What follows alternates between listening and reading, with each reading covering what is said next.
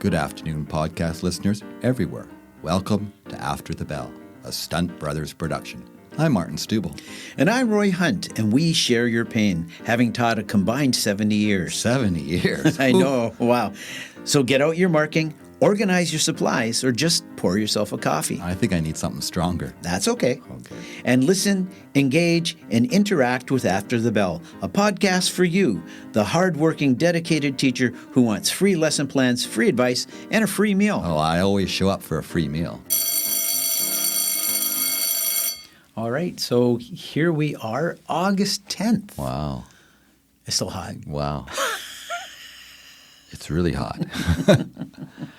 My dog is still laying on the ground.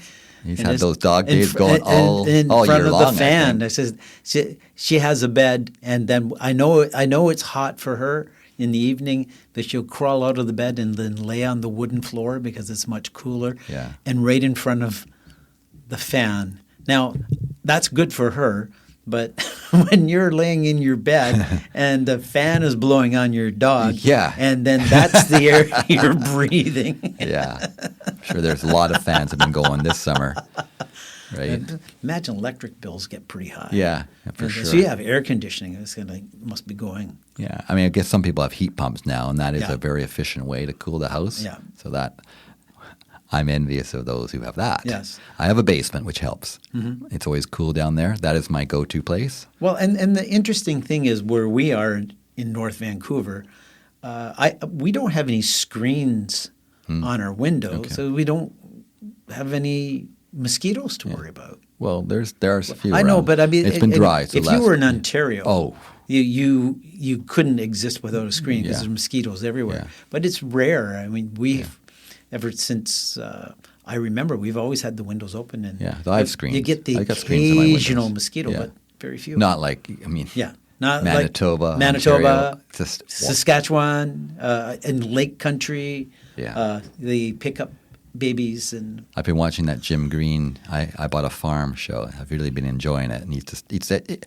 I've learned to appreciate him a lot more than I thought I did. Right, and he's trying to learn to become a farmer a little bit. But he's got a farm in Ontario, but he's just swatting flies constantly. Like, whoa. Well, that connects well with the episode that I've selected for my number 2. Your number 2. We're getting close to our number 1 episode. My number 2 is from episode 58. Okay. And that would be season 2. Yeah. And the Uninvited Guest. That was a hoot. I love you. Tell the genesis. And the reason why nice. I like this one, it's like one of those weird, people say, well, where do you get your inspiration for topics? Yeah. And our inspiration for this episode came from our Manning Park series when we had a red squirrel run across your computer and mess up a recording session. Yeah. And then we saw the red squirrel again, and it's like we were staring at it, kind of like, what's it going to do? Right? It's sort of like anticipating something. Yeah. But the squirrel just showed up and stared us down. And it's almost like saying, feed me or it gets messy. Or I'm going to delete everything, which the squirrel did. Yes. So we had to improvise, though. We had to improvise. We did that. So it was great because it was it set the stage for exploring the curious and the hilarious world of the uninvited guests to the classroom. Which we all have in our classrooms, which right? we have. From parents dropping in unannounced, administrators wandering into your classrooms, the mosquitoes. Yeah. Or wasps. A wasp. Yeah. Oh, all it takes is a wasp on a warm day when everybody's easily distracted and everybody becomes dysregulated. Doesn't matter what you were planning to do that moment. You've lost them, right? Right. So, and that's where you have to be, with all of those things that happen, you have to be flexible and patient, and you have to be creative. Yeah. And be good at problem solving. And we were at Manning Park, right, for this one. So I think you'll feel our sense of still being on vacation, our calm, our fun, and we hope you get a little taste of that trip and that camping trip that we did to help with the podcast. And if you've heard the episode, I think you'll have fun listening to it again. And if you're a new listener who's just hearing it for the first time, check out The Uninvited Guest, which is number 2 on your list of your top 5. It is my number 2. Excellent. Well, Mr. Hunt, there's the bell that tells us another episode is going on here. Episode 58. Wow. That would be season 2, episode 28. You're right on your hand again? Yes. You're getting good. I wrote it on your forehead. I can see it from here. What else is on my forehead? Smeared. Okay, great. It's when you were sleeping. Wow. Well, how's it going? Yeah, good. Yeah. Good. We're into March already. I can't believe it. Yeah. Spring is coming. Spring is coming. I know people are tired, right? I've been into some schools. Right now, they're just finished up report cards. They're in the middle of parent-teacher interviews. Yeah. And you can see people are just line. Yes, they're exhausted. It's not even the finish line, but crawling to the, I don't know, what do you call spring when it's not the summer, right? So it's not the finish line, but it's just, they wish it was the finish line, I think is what it is. But it's expected. Summer is expected. Summer is expected. And spring is expected, even though, you look at the garden and it's still got the brown, the dark, and winter, just the doom of all that has been over us. But suddenly there's an explosion of growth. And I find that expected growth is just a lovely time. There you go. And with that expectation comes rain. Yeah, that's because we need the rain. We do. For that growth to happen. Yeah. And it does bring you down at times because you're like, it's good. The weather is getting better, and rain. Yeah, it's hard but to know, the rain's not as cold as sort of our usual winter rain. Yeah. It's a little warmer, but it's still rain, and it's gray, and it's cloudy, and we can complain all we want, but that's to be expected. It's to be expected. Yes, but last night there was something that was unexpected. There was. You are correct, and I didn't even really register it until this morning when I heard people talking about it. I heard it. I knew there was a bit of a boom. Something went on around 9, but I didn't say it out loud to my wife or anything because I thought it was, I think someone just closed a car door kind of louder than usual. It wasn't like an earthquake that I felt a year ago. But what happened? It was something. It was. Well, I've heard it was described as a sonic boom for some people. Yeah. And I've heard people describe it as an earthquake, that their home shook. But something entered our atmosphere. The meteor hits the atmosphere and then becomes a meteorite and created a bright flash. People actually have video of it. And now I think over maybe Coquitlam is pieces of it. The rock has probably got particles that have fallen to the earth. So there'll be some unexpected journeys, right, to find those pieces. So it's quite exciting. Yes. But I think of spring. And I think it's coming. And I know people jump into it a little too quickly, especially in the garden. People start planting tomatoes because they see 2 days of sun. Winter, it could change tomorrow back to winter. That's the unexpected part. It is. So I think to help us get to spring break, we do one of our Manning Park sessions. Yes, one of our summer sessions. Yeah, we have one left, right, from the Manning Park sessions that we did at Manning Park in September. And it kind of fits with what we're talking about. It does, because in that session, something unexpected happened. Yeah, and made us think about the uninvited guest, right? Yes. And having a class that could be where you're teaching and then suddenly someone comes in. Something unexpected happens. Yeah. So to help you get ready, to help you get through this last week, let's have a little taste of summer. The days are getting brighter, and let's check out our Manning Park session and have a little warmth. Wow, that sounds nice. Wasn't that nice? Yeah. Okay, there you go. Thanks, listeners. Let's go to Manning Park. Hello, Mr. Hunt. We are having another Manning Park session. So these drop, who knows when. This might be Christmas. It might be February. It just might be September because we had to be lazy. Oh, no. Sorry, I can't say lazy. No, you can't. I discovered that in the second Manning Park session. That's I have to say we're extra hard at our work. This is extra. I feel ashamed. It's extra. These are times that we got together. We did our little camping trip. But they might be dropped sometime throughout the year. So thanks for listening, listeners. Yes. We have this episode here, and here we are. It's nice because no matter what time of year it is, you get to have a little piece of September. The summer's still on. It's not, it's September 11th today when we did this Manning Park session, and the weather is beautiful. And it still feels like summer. The mornings are pretty chilly. They are chilly. But winter, as they would say in Game of Thrones, winter is coming. Winter is coming. And so the temperature by the time we get to the afternoon is quite nice right now. Yeah, we've had some good. we've got a visitor. The red squirrel has returned. So if you listen to a previous Manning Park session, you know this fellow who's staring at my keyboard again stood all over my keyboard. He wants to jump on the table. And he did some sound engineering of his own, and I had to figure out how to undo. And he's like... I would call him an uninvited guest right now, guest. Right? Like you see the Stellar J over there? He keeps wanting to squawk at me because he wants me to feed him some chips. No, you're not invited either. And Mr. Red Squirrel, please go. And you know, we're the trying to only record a reason podcast. why they're here is because someone feeds them, and so they come uninvited. I can't believe how how close. Oh my God! Look at him. Okay, stay back. That is just. We saw a red squirrel earlier who went for a little hike around Lightning Lake, and he was getting like bushes and twigs, and he understood to stay away from us. Yes, and understood how to forage for his eating own organic food. Yeah, this guy eats bacon every day. I think so, or bacon scraps. And you're not invited. Right? So what about you? What could you bring up as? Have you had any uninvited guests? I have.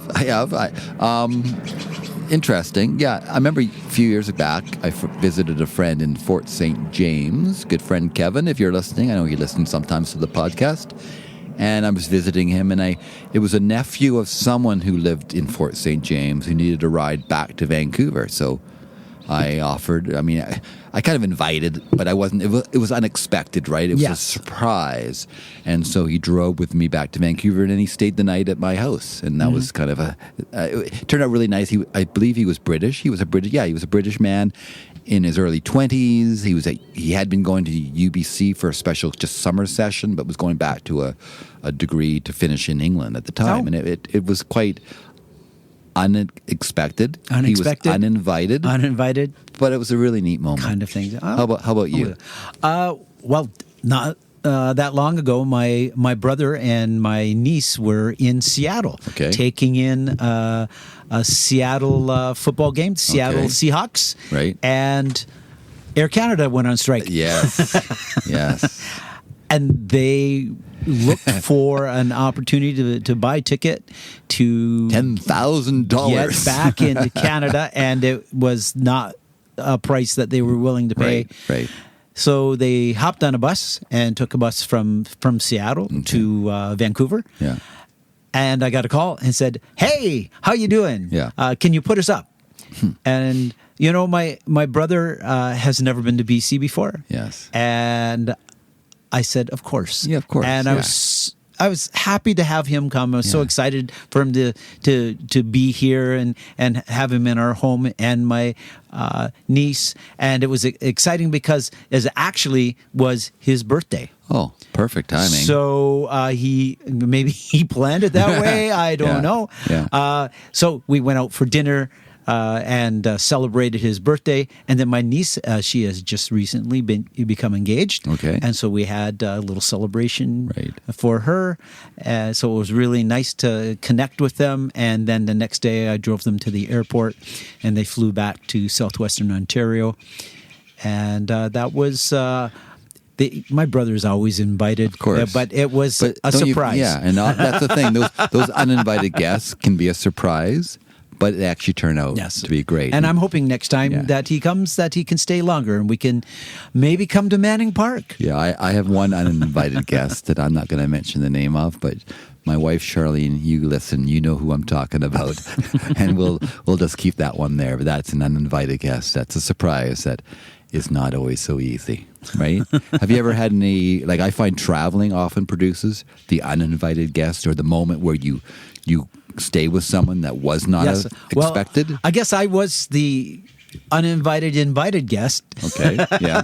And when I started teaching in Japan, the story goes, I graduated from Queen's University, and I couldn't find a teaching job, and I decided to go to Japan. You were there 4 years, right? I was there for 4 years. Yes. And so I was in Japan, and my first stop before I became a teacher with the Chiba City Board of Education, my first stop was a language school teacher in downtown Tokyo. Okay. And I could say downtown because why would I say downtown? Because it's a big town. I mean, 30 million people or something, right?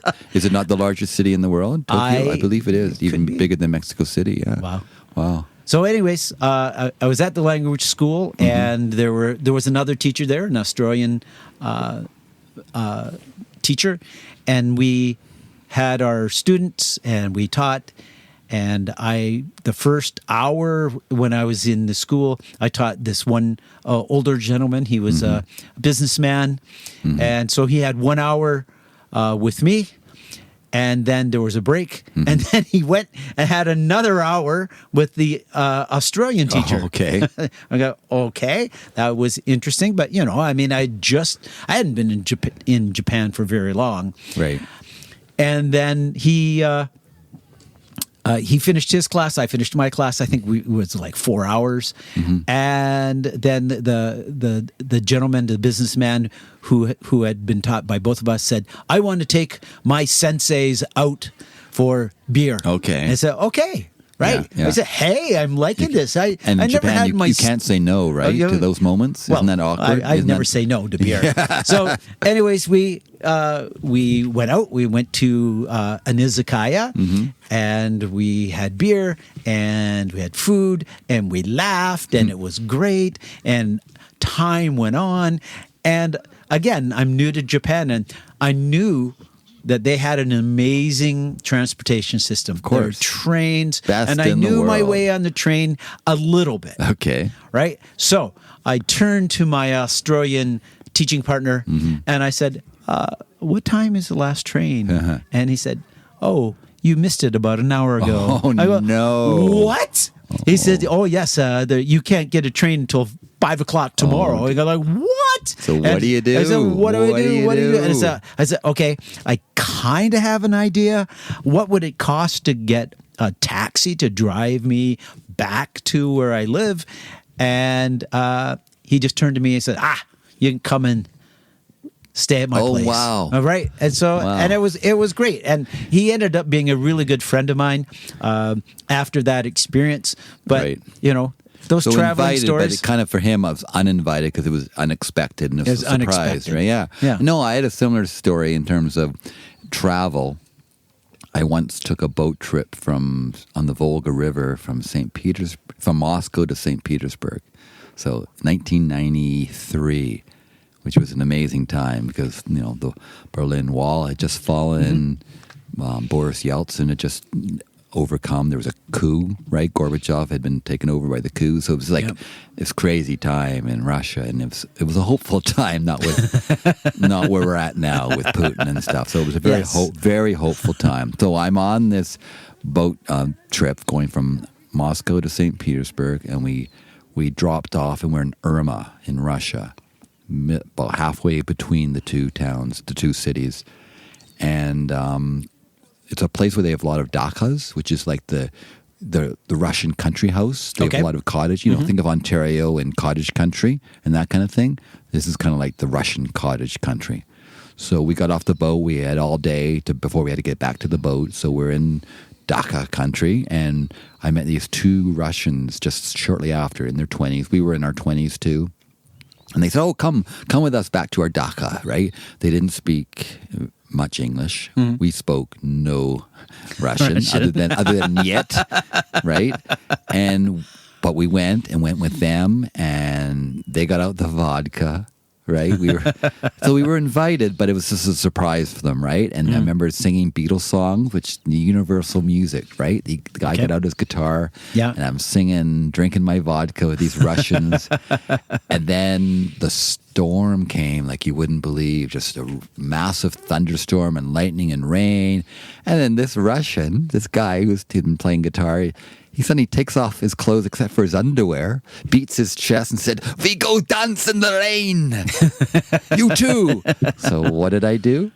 I took everything off but my underwear, and I danced with this Russian guy in the rain. Then I remember walking back to the boat after this. Just like, to me, it's one of the highlights of my life. And there's a double arc rainbow right? Nice. It was just this wonderful thing about this moment where I was an uninvited guest. I mean, a surprise guest. And then it has this moment that has stuck with me forever. So I think uninvited guests can be great, actually. Yes. Well, right? and I think that's going to be our topic for this episode. I think it is. The uninvited guest. Good.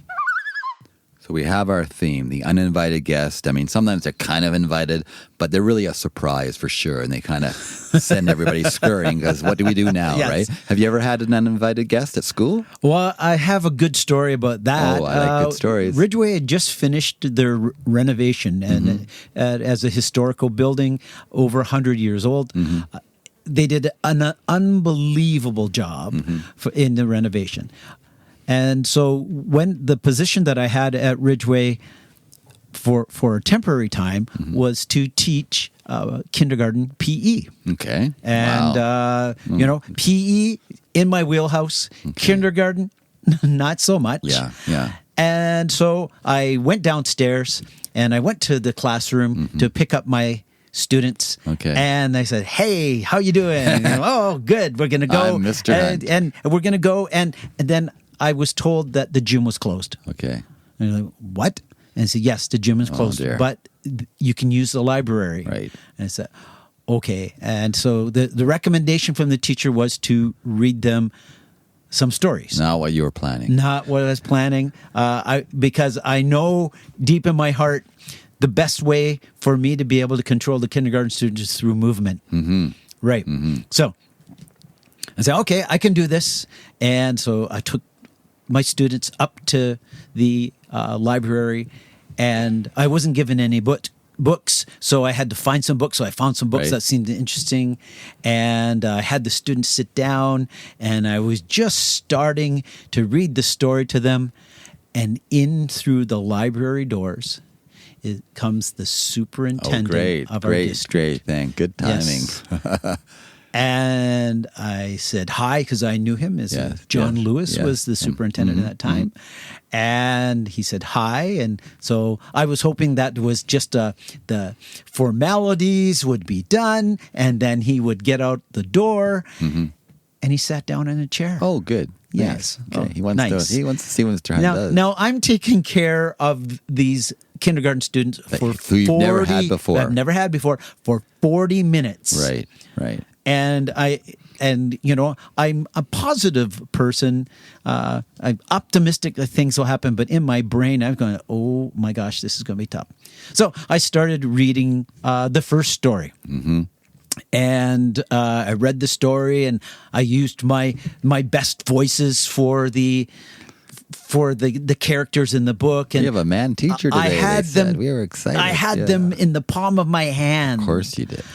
For the one story. Okay. And so I had How long did that take? Well, I'm not sure, but I reached for the second one. I asked some questions, and there was no response. Oh, and then I started to see that little wiggly, squirming. You know the signs. One student reaching out and grabbing another student. Right. And then one student getting up and moving around, and I'm bored. And I'm like, okay. And then I tried a few games. Our teacher doesn't do this. I've tried a few games with them. Right. And they just did not respond. No. And so the superintendent's still there. I'm like, He's still there. he's still there. Wow. And so I looked at the clock.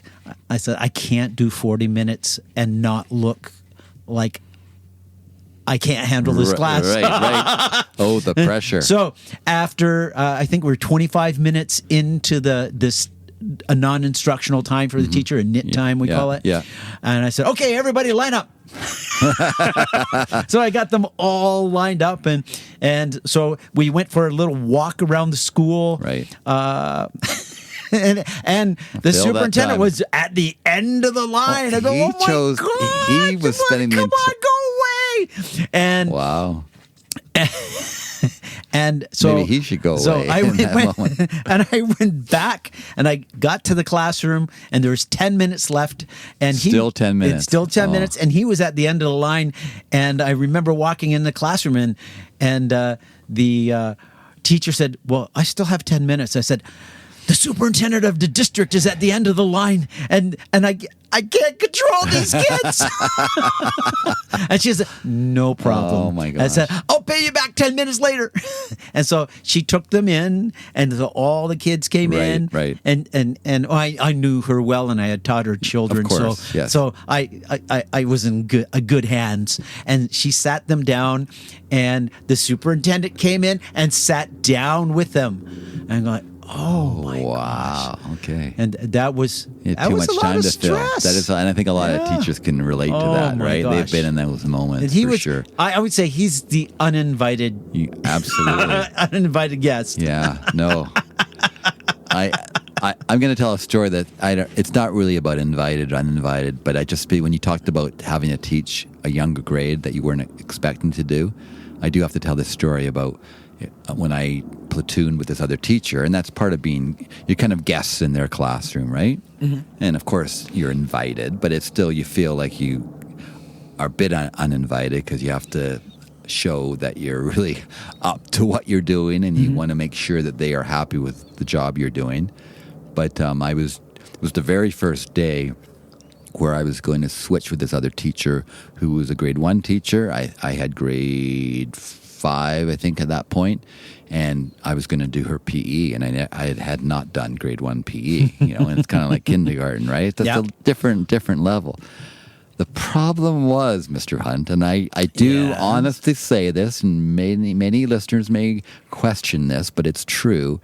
It's probably the only time where I had to go to school with a really terrible hangover, right? It really is the one time. I don't think, honestly, I have ever had to, but I had been out the night before, drinking to celebrate someone's birthday, and I remember I think the name of the beer was the Angry Young Scots. And were they angry the next morning? They were so angry, and my head was just aching. And then I had to go and take these grade 1s and into the gym, and the sound and their energy, and I just felt uninvited at that moment. that was a definite challenge, right? That was, for me, a very uninvited moment that was uninvited to my head anyway, right? Maybe the Angry Scot beer was uninvited. It was. Yes. It totally was. The hangover is uninvited. I do not recommend that, and I have never done it since. But are there other moments, like when we have people in the class that it's a surprise? Mm-hmm. Because we've talked before in previous episodes, this job is very lonely because even though you have 20 to 30 young little people in front of you, you're the only adult in many cases. Yes. But actually there's many times when adults do suddenly appear, and those aren't always good moments, or they're challenging moments, right? We have our EAs who work with students here in our district. Yes. And I know oftentimes the EAs that we have, they're assigned to one student, and so that EA comes in the classroom. They're really the invited guest because they're invited. They're invited for sure, and we have you make a connection with them. Mm-hmm. You share your teaching style. You ask them about what they know about their student and how we can work together. But then there's times when there's no EA. Yeah. And then someone knocks on your door in the middle of your class and says, "Hi, I'm here for so-and-so. I'm here for so-and-so." And you're like, okay. Yeah. Because I think it's one of the things that we learn as teachers is that you kind of expect the unexpected, learn to be able to adapt to the changing environment. Yeah. But I think the problem is with many of us, we have another adult in the building and we suddenly feel judged, right? And they're not judging you, right? So, not in every case. It does happen where you can tell someone, they're judging me.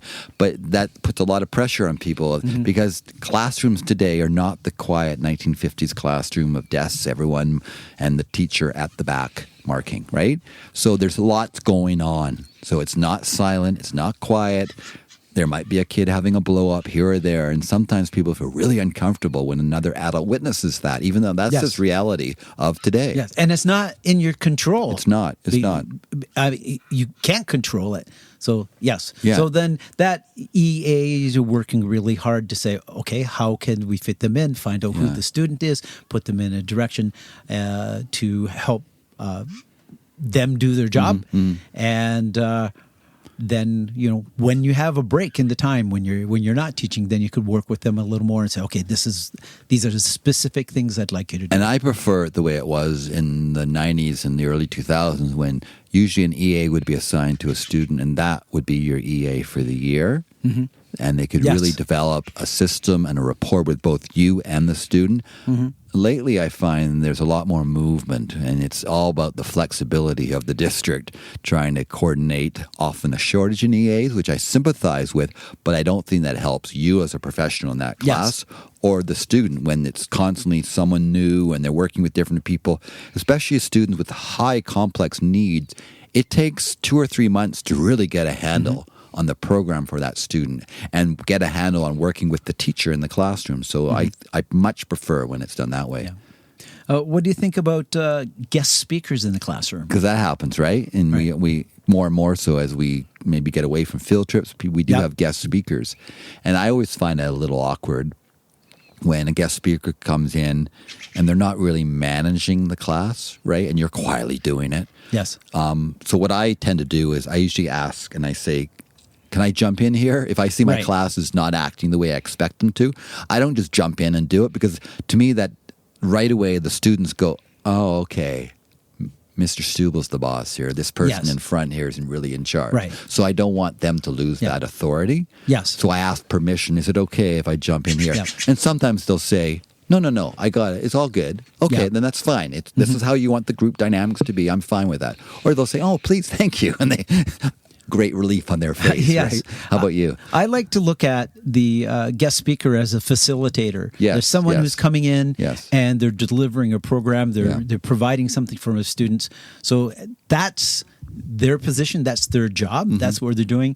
Their job is not to manage my class. No. That's for me. But I like to discuss that with the guest speaker and to say, okay, you just do what you do and you do well, and I'll do what I do do well. Don't you find they kind of, you can see them relax with that because they like don't always face that situation, because the competence and the skills level of you probably can hear one of the Stellar Jays. He wants to be heard. The competence and the skill level of the speakers vary. Yes. And they agree with me. Yeah. And they vary. So then why not do what, what I know best? Right. Especially because I know the students best. Exactly. And they don't know, all the nuances that have to be dealt with, for sure. What about parents, right? To me, parents, parents can be a real challenge.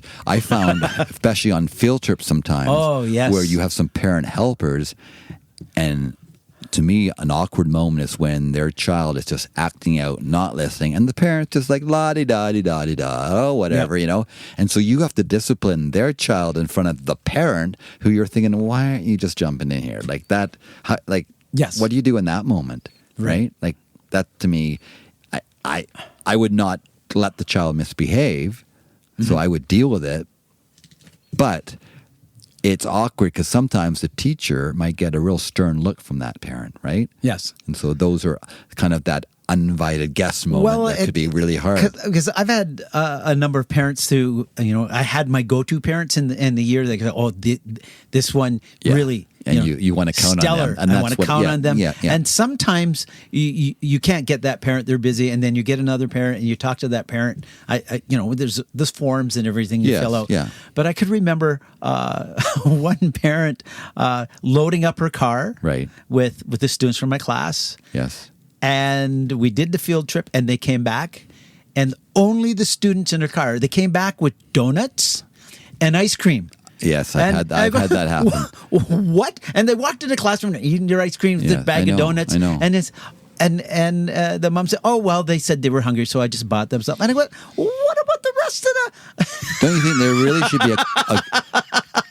really should be a code of conduct for parents, right? That lays out clearly, don't buy donuts on the way. Oh my gosh! Well, even on field trips where I can remember some field trips where we had the parents with the students, and we always had, especially when we were driving, this parent, these students, and usually it's the parent and the son or daughter with some friends in the car, right, because you want to facilitate that. Yeah. But then we would go someplace, and then all the parents would get together. Yeah. Yeah. And they say, I've done my job. Right. Right. And I've done my job. All I need to do. My job is done, and wipe their hands. Let's go for cocktails. Right. And then what? You're like, what? No, I know. No, you're part of this. I need you to be here. So the ideal situation, and I find it's harder because I found getting parent volunteers to become more and more difficult lately, right? I think parents are busier, they have less time. But when you had like a list of, say you needed 5 parents, and it was so nice when you had a list of 10. Yes. You could choose which 5, right? Okay, these are my stellar parents. These are the ones I go to, right? And like I've had parents too, it's the opposite of not disciplining your kids. So I had this one mom, her big thing, I think she was a girl guide leader, and her big thing was, Mr. Stubel, it's all about the whistle. And she had a whistle with her, right? She said, this is the best disciplinary tool. And she'd be tweeting her whistle all the time at the kids. And it's like, that's not how I do things. This isn't what I signed up for, right? So those are definitely uninvited guests that can be a challenge in the class. And you just, ideally, if you have a group that you can choose from, choose ones that work for you. You just got to go with it sometimes and realize at the end of the day, 99% of the parents are so impressed with what you do for their kids. Don't let the 1% ruin it for you, right? Because they're the squeaky wheel. They're the ones that do say something. Just try to ignore that noise, right? Most parents are so appreciative of what you do. For sure. And so the next one, thing I'd like to talk about are buddy classes. And I'm not saying that buddy classes are uninvited guests. Hopefully, Mr. Hunt doesn't just show up to the kindergarten. Hey, we're doing buddy activities today. I think buddy classes add a level of social cooperation. So important. I think they're so good. Teamwork, responsibility. I love when you get like maybe a student in grade 6 or 7 who was not a strong reader, and then working with a grade 1 level reader, and he could read. And it was always such one of the most joyful moments to see them working together and reading together. Yes. So those kinds of matches are amazing. Yeah. With the buddy class, I guess it's the same thing. You're looking at the other teacher. Is this someone that I can work with? Do they have a way that if I were to give, for example, half my class to this teacher, and then the teacher will give me half of their class and the buddies, and then so we'd often do that, and that works out. But can I work with that person? Do they have the same sort of values that I have?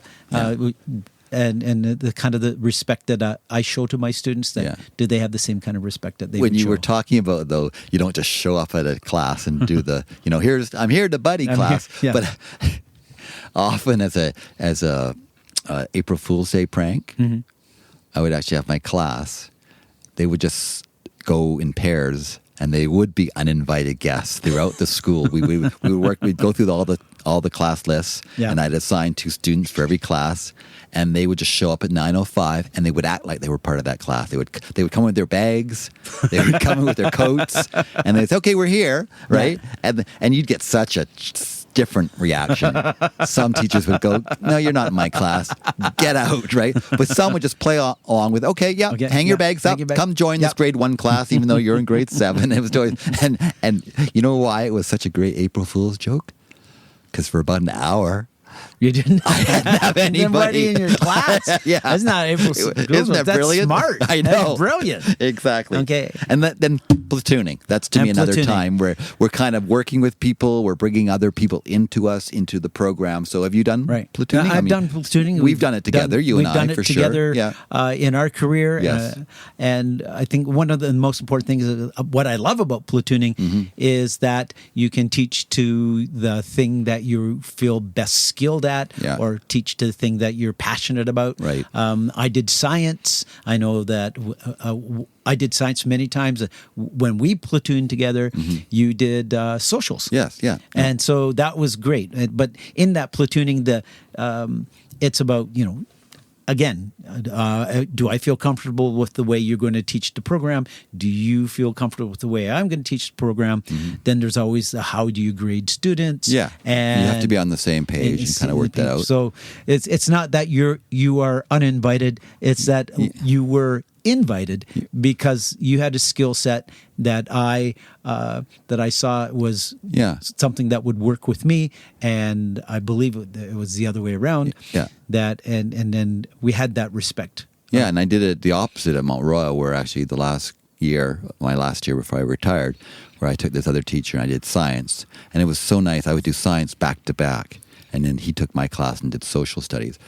Especially things like science. It's so nice if you're doing an experiment to have your room all set up back to back. And the next class comes in and you've made your science room, because our classrooms have to be so ready for anything. Art, science, math, right? That we often, oh my God, the setup and that kind of thing to get ready. So when you can do a topic and a subject back to back, it's really nice. And I do like at Ridgeway, our principal there would be guest teachers that would wander through the district. We had some guest teachers from Japan. Okay. We had some guest teachers that came from China, and they were doing the tour of BC, I believe. Yeah. But we were always asked first if we were willing to take this visiting group into the classroom. Right. So I love that heads up.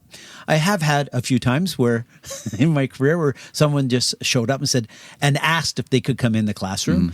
And again, you just say yes and said, this is how I teach my class. I think a lot of teachers have a problem with, say there's a student where they're trying to get a designation or some support, and then the district sends someone in to observe that student, and they watch them, and maybe the student doesn't show certain things when they're being observed. Yes. Or else the person comes and watches and makes all these suggestions which are like either unrealistic for a classroom, right? Yes.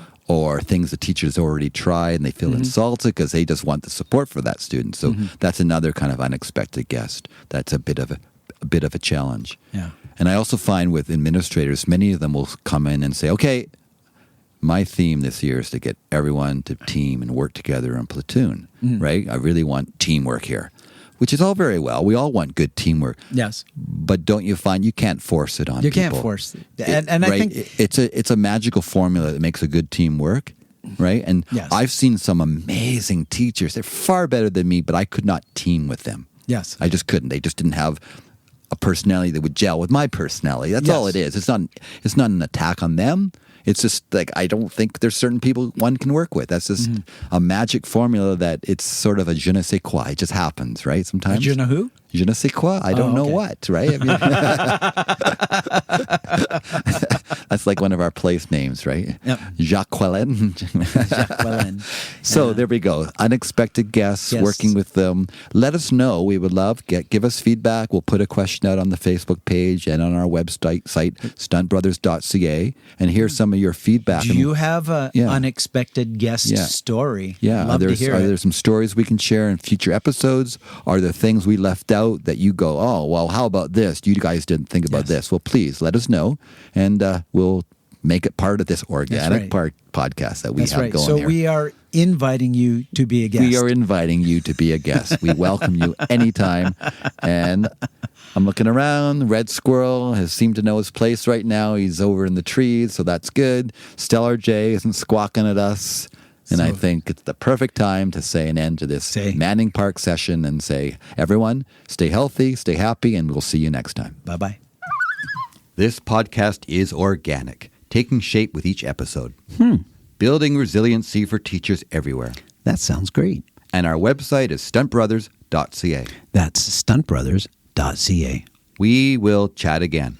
After the bell.